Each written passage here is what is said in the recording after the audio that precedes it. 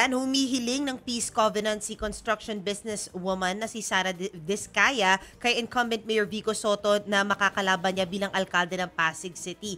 Isa sa nakasaad sa peace covenant ang pagiging responsable sa paggamit ng social media ng mga supporter at kampo ni Mayor Vico. Nais ni Diskaya na puro katotohanan lamang at wala raw fake news sa mga kwento sa social media tulad ng nararanasan nila ngayon. Yan ang according to her. Masyado na raw silang nabubugbog sa social media.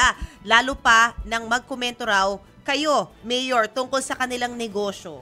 Nila ang personal daw na pambabash ni Vico, hindi na nila sinagot para matigil na nga po, no? Ito. So ano meron po ba kayong comment doon sa side niya na yun?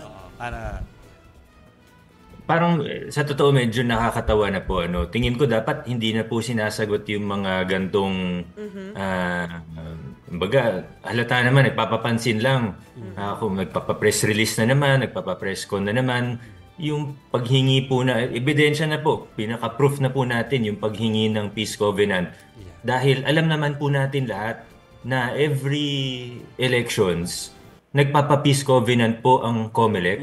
2022, imposible naman hindi nila alam kasi lahat naman ng mga politikong kasama nila ngayon, o halos lahat, ay kasama po namin noong 2022 sa peace covenant sa simbahan dito sa Pasig. Noong 2019, ganun din po, meron din po. So, every elections naman po, meron talaga ang COMELEC. Kumbaga, wag na state yung obvious dahil talaga namang merong gano'n. Parang halatang lang kumbaga, trying to get attention. So, dapat siguro yung mga ganyan, hindi na pinapansin.